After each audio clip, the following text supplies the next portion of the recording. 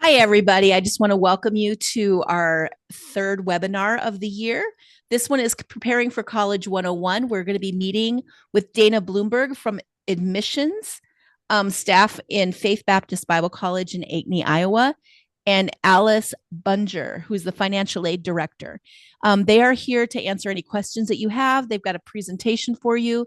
As far as how questions are going to work, if you want to go into the chat part of your screen and just go ahead and, as you're listening, if you have a question, please feel free to type it in the chat part of it.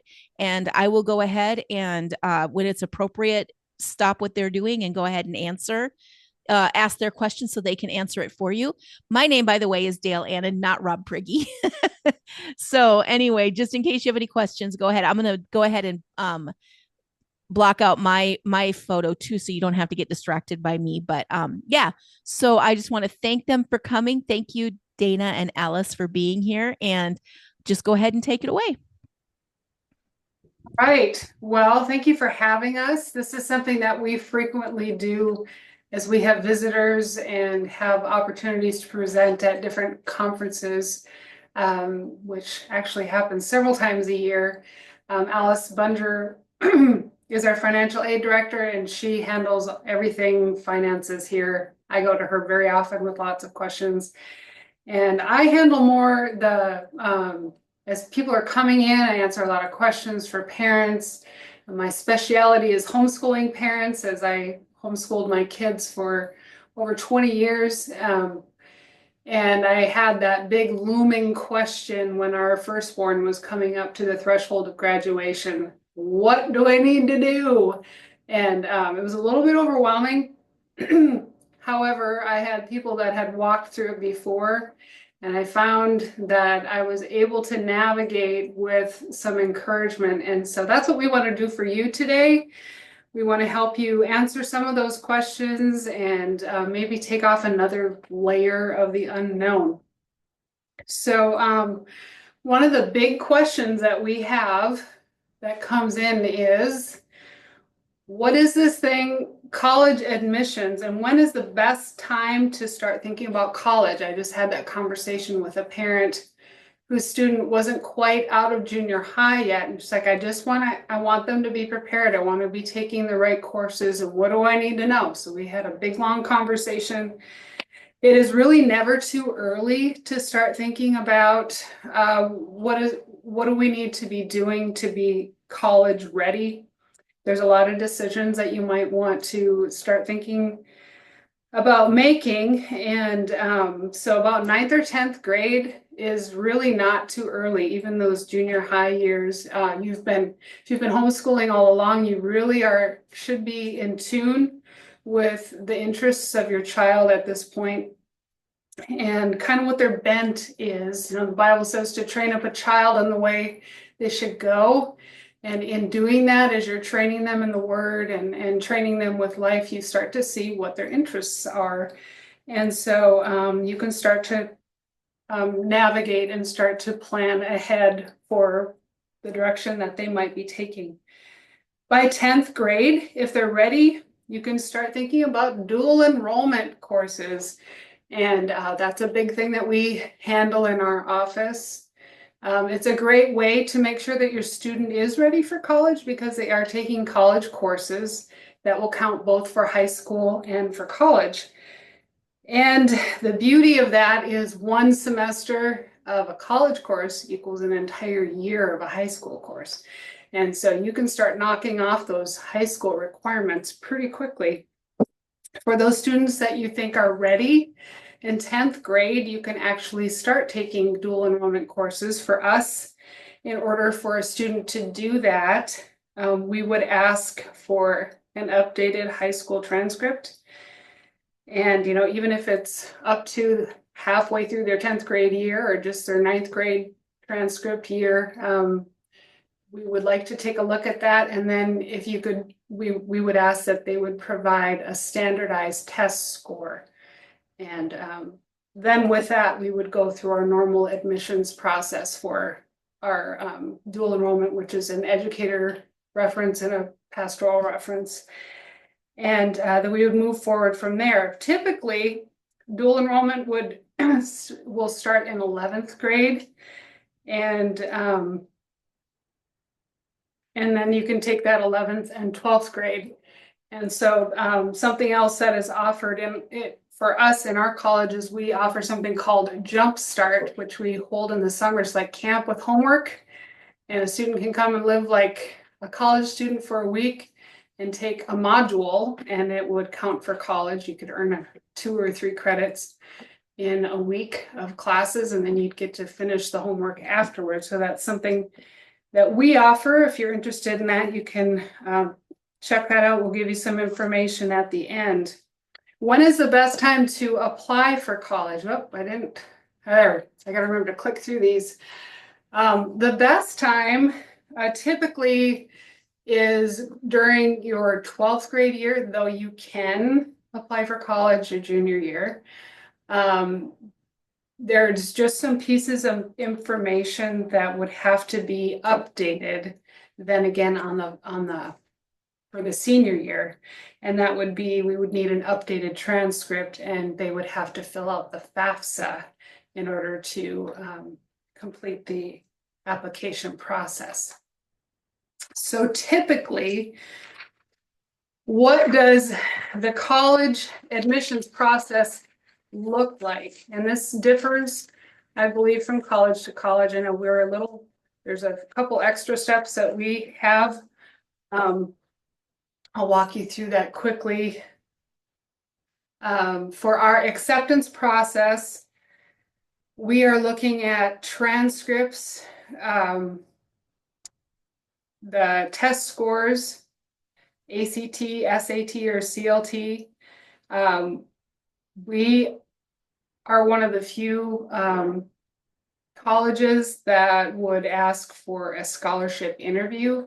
And that's really where we sit down and we get to know the student on a personal level. That's where we would find out if there's any extra financial issues we need to know about, and get to know where their heart's at. And it just makes it a little bit easier when there's an atmosphere that we're seeking to maintain here at Faith Baptist Bible College, and just to know kind of the direction of the student. We also ask for a pastoral reference. And then once those pieces of information come through, then we pass through our acceptance committee for review. And then the student is moved on as an accepted student. In order to go through the scholarship and awarding process, then on top of those pieces of information that I mentioned before, we would need them to fill out the FAFSA, and Alice is going to be talking about that in a few minutes. And the scholarship interview, which I guess I mentioned before, that isn't required in our acceptance process. I guess I should have pulled that out of there, sorry. But and we put all that information then together, and then we would award them their scholarship package, or our scholarship offer. And in that, we would list out the institutional aid that we would be offering them. And then with that, we would have the Pell Grant information if they qualified for that, and any state aid. And sometimes we have donors that would offer a scholarship as well, and that would all be listed in our scholarship award. So I believe that's a similar process for the other colleges. I know every college has a little different way of doing things, but that is what we do here at Faith. So one of the questions that comes up often is, what is the best standardized test for my homeschooled student? Now, I'm a big fan of the classical learning test, because it seems to be more geared towards what homeschoolers typically would use for curriculum. But I found out recently that that's not necessarily the case. It really depends on what your curriculum is based upon. If your homeschooling is more geared towards like online academics or curricula is curricula based, then actually the ACT or the SAT would be a better fit for your student. Now, back a couple years ago, they were starting to eliminate the standardized tests from the admissions process altogether in a lot of colleges, and they're starting to bring that back because they've found that students haven't been college ready, and there's really a great way for the institutions to see where students are really at academically. And then there's transcripts. And it's even spelt wrong, which was supposed to be fixed, but I guess it didn't save. Yes. Yeah, anyway, you get the point. There's transcripts. That is a big looming issue. I get a lot of questions on that. And really, what you really need to worry about, the biggest question is, what do I need to have to make sure that my student has all the requirements met for when you look at it in the registrar's office. And so in order for us to consider a transcript completed, these are the core subjects that we are looking for. It's 4 years of English, 3 years of math, 3 years of science, and 2 years of social studies. And then you can fit in there as many other things as you want. We don't care. But those are the main things that we're looking for. And so that should bring somewhat of relief to you parents out there, because I know it would have for me, because I was trying to get every possible angle and was really worried that I would be missing something. And if I would have seen that list, that would have eliminated a lot of stress for me. All right, moving along. Oh, yes. So if it's helpful, I know it's really stressful to try to create your own transcript. I had a lot of conversations like that with parents. We finally went ahead and just created a transcript template, which we have at faith.edu. And you just plug in your subjects and the grade, and then it spits out this beautifully put together transcript. And you can print it off, have it in your records, and we can have it in ours. And so after that, another question we often have is, if you can see that. Okay, I think that'll be okay. All right. All right. Another big thing is, how do you calculate the GPA? Now, this is just I've made this as simple as possible, but for you, just those of you who are just starting out, it's pretty simple. If you were to look at, you have your A, B, C, D, F grades, and A equals 4.0, B equals 3.0, C is 2.0, D is 1.0, and F is 0, of course. And so keep that in mind. So let's say little Jimmy gets a 4.0 in English, and a 4.0 in math, and a 4.0 in physics, and a 3.0 in literature, and a 3.0 in social studies of some sort. And you add all of that up, and that brings us to 18. And if it's divided by how many courses there are, that's going to bring us to 3.6. So it's pretty straightforward. You're just going to take the average of all of those. If we,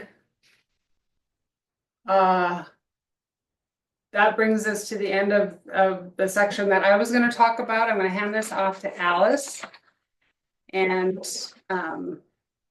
she's going to talk to us about financial aid. All right, so yeah, as was said, I do the financial aid here at Faith Baptist Bible College, and first thing we're going to talk about is the FAFSA. and you can see that's an acronym for Free Application for Federal Student Aid.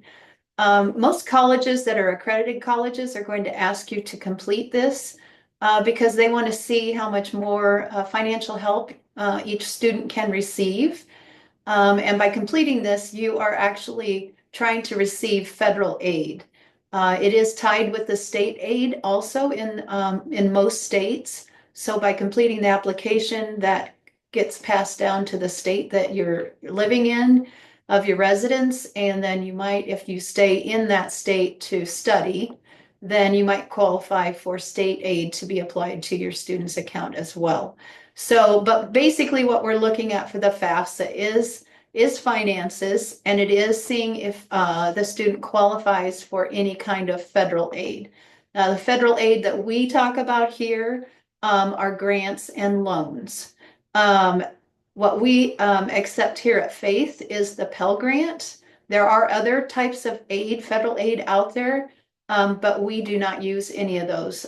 For example, the work study program we do not do here, but some colleges use that. So that is other federal aid that's out there and a couple of other different things. So basically, I'm just going to explain the things that we use here at Faith, but it will give you at least an idea of what's out there.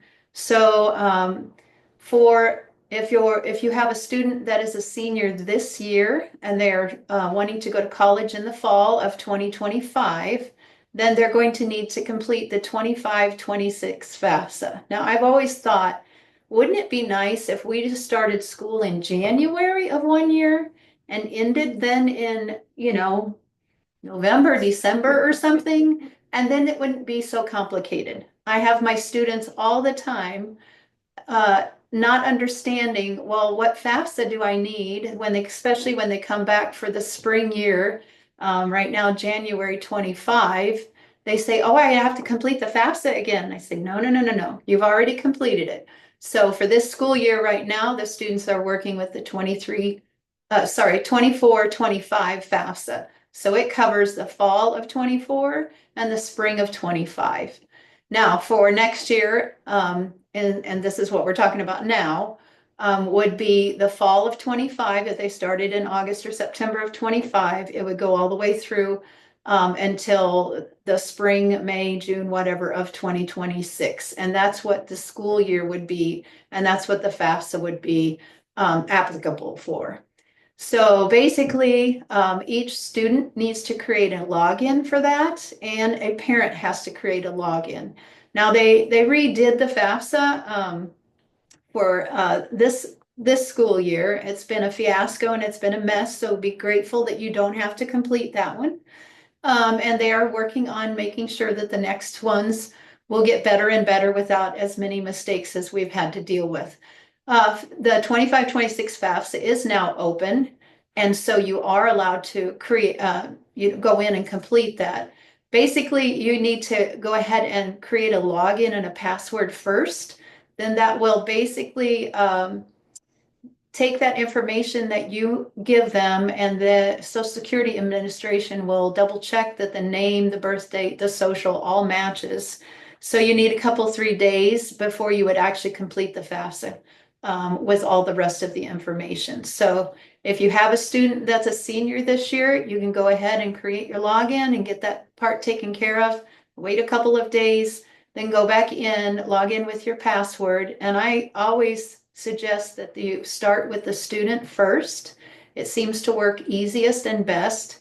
That the student logs in, then all of their demographics would be asked there. They would go to the next page. It's all digital, so it will just keep working through next. It will ask for parent information. So then you would, the student would put in the parent's name, birth date, social, and an email address.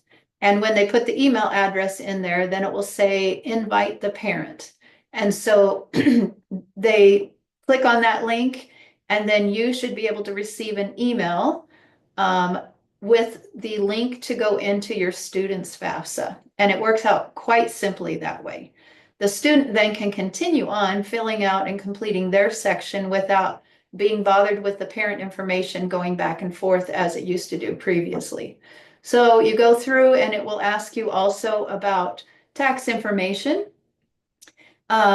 We always work 2 years prior, mostly because you should have completed your 23 tax information already.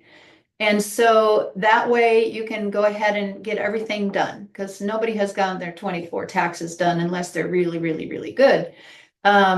So all of your 23 tax information should be complete. And so it's going to ask you for that information. You're going to have to accept it and consent, basically, that they are going to go to the IRS and pull your tax information. So no more do you have to plug in numbers. It should pull over all the numbers that it's needing. And so all of those mistakes will now be gone that we can make as people. So that part is great. It will ask you for your current assets. And we can discuss that briefly if you need, but when you get through and are working on the FAFSA, it does give you little prompt information buttons that you can click, and it will explain the different things about assets and what they're actually meaning by that.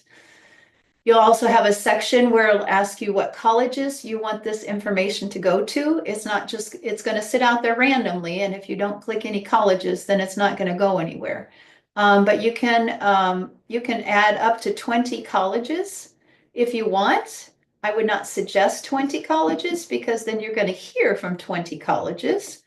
So basically the colleges that you're really interested in, you can put all of their information in. Now you can type in the name of the school, but all schools that are accredited colleges will have a school code.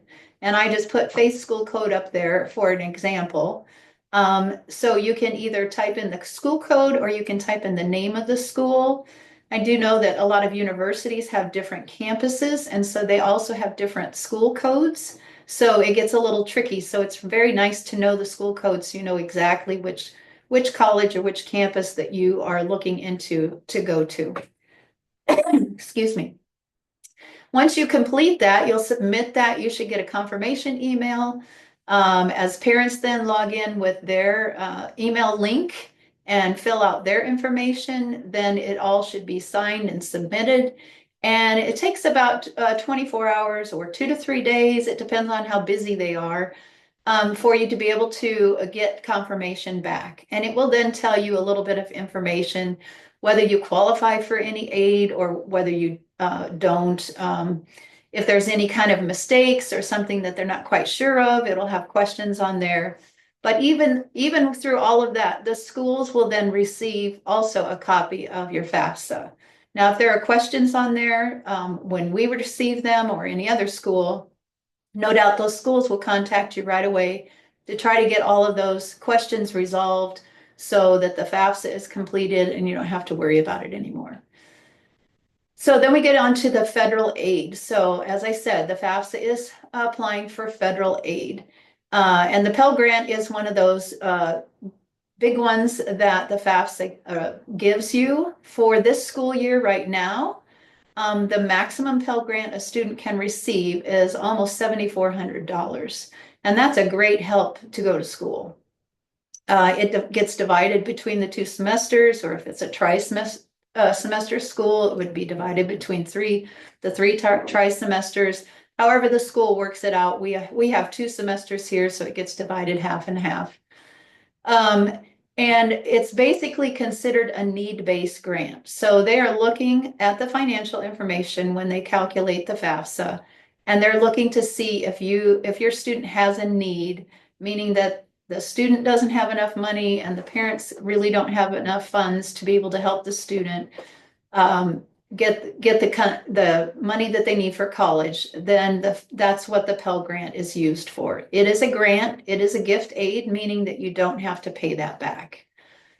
Also, when you complete the FAFSA, they are looking to see if the student has a loan. Very rare does a student have a loan out there, but sometimes that is the case. And so then the student can also qualify to take out a federal student loan. So these student loans aren't very large, because they don't want students to go into debt very quickly. But it is some money and it is a loan, so it does need to be paid back. So a first-time student going into college can have up to $5,500. in a student loan. Excuse me. A parent can also take out a loan through completing the FAFSA. It's called a Parent Plus loan. I didn't include all of that information, but it would tell you on studentaid.gov, you see the link at the top, would give you all the information about Parent Plus loans as well. And as I said before, state aid only it applies to the state of your residency. So if you were hoping, and we're hoping that you would like to come to Faith and your Minnesota residents, obviously the state aid would not apply. But if you found a college in Minnesota that you were going to, then there might be some state aid that you qualify for. So there are different types of aid besides the federal aid. And most of the time, we've talked about federal aid, we've talked a little bit about state aid, and then what's always different is the institutional aid. So that's basically what a college is going to give you. Each college is going to do whatever they want to do. This is basically not a free-for-all, but it's very much up to the college how much finances they want to offer to a student. So that's what's going to vary from college to college. So what a college needs to do, first of all, is they create a budget for a student, and it's called your cost of attendance. Within that cost of attendance, it's going to have the cost of the tuition and fees for that school year, housing and food, so the student to live on campus and to be able to eat, books and supplies, obviously, transportation. Now that's not going back home, but it's if they had a job close by, how much would that cost for the student for that year? Excuse me. And then miscellaneous. Obviously, they're going to not have enough shampoo to go all year long, so they're going to need to purchase something like that, or there might be other things that they need to purchase along the way. So there's a budget created with all of those things, and that is called your cost of attendance. The reason why there is a cost of attendance is a student can never receive more financial aid than the cost of attendance. And I always give the example of the fact that perhaps the cost of attendance is $30,000 to go to school. And so this student is very, very busy, and they go out and they find a private loan and they want to take out a $50,000 private loan. That is not an option, because then you have more financial aid than your cost of attendance. So that's just the easiest way I try to explain it, is you can't have more aid than your cost of attendance. So after you have completed everything, and for example, for our school, you would get your acceptance letter once you've had your scholarship interview, once we've gotten your FAFSA information, then we would be sending you out a scholarship offer. And that's going to have everything that we know of that you can receive, any federal aid that you can receive, and then your institutional aid as well. And what you're going to be looking at is how much is it costing me, minus how much aid I'm receiving, to what is the bottom line? What am I expected to pay out of pocket? So that is what, when you're comparing colleges, that's what you really need to be looking at, is a bottom line. Now, not all colleges are going to show you the whole cost of attendance, because not all schools are going to be charging you for all of those things, especially the miscellaneous. So the books and supplies, transportation, and miscellaneous, we don't charge you for those directly. Those are considered indirect costs, meaning we're budgeting for them, but we're not directly charging the student for that. The only things we're charging you for are your tuition and your fees and your housing and your food. And so that's the number that you'll typically see from a college. And then you'll see your financial aid, and then you subtract that out, and then you would see then the bottom line, what you would still need to pay. There are other ways and other scholarships that can help, like your bottom line, your out-of-pocket costs. And I've listed several websites that are basically out there on the web that are open to anybody and everybody to be able to apply for scholarships. So I'll try to leave this up here for just a minute here so that you can see those. Some of those scholarship websites will allow you to filter them down to the state you live in, or your gender or your ethnicity, or a variety of different things are involved there. So I always tell students to look and to apply. A lot of them do require you to write an essay, and they are out there. So I'll have to expect that a lot of students are actually applying for those scholarships as well. So one of the tips that I always give is look in your local area first to see, check with your Chamber of Commerce, check with your banks, local banks, to see if there are any local scholarships that a student can apply for. And see, because your pool of applicants obviously is going to be smaller. So just double check on that. A lot of our students get scholarships from McDonald's and Wendy's and Burger King and Chick-fil-A and Pizza Hut, and they're all out there. So just keep looking and keep searching. For us here at Faith, if you receive any of those scholarships that have not come from us, those are going to help cover your out-of-pocket costs. We're not going to change the scholarship offer that we've given to you because you got an extra scholarship. That's work that you've done or your student has done, and so then they'll be able to help cover their out-of-pocket costs with that. If a student has VA benefits, so even if the parent has been in the military and has earned those education benefits and they're not using those, they can be transferred to the student. So that's a whole nother topic, but it is an option to be able to help with your costs. Check with your churches and other organizations to see if they might have a scholarship that they would be offering. A lot of parents have from their work offer scholarships to the dependents of the parents that are working there too. So there are lots of different ways to find outside scholarships. And the last thing there on that bullet point there is the 529 college savings plans. You do have to, the student has to claim that on their FAFSA, but it is obviously there to help cover the cost of college. So that is an option too, to be able to use to cover the costs that you have. That must be you. Yeah, that's just. That's not me. Maybe we should ask first if there are any questions. Does anybody have any questions they need to ask? Or should we just keep going? I think we can just keep going. Okay. Reminder, if you have questions, go ahead and just put them in the chat box and I will get to them. All right, well, just really the last point that we have is the best way then, after knowing what you know now, is to start gathering information from the different colleges.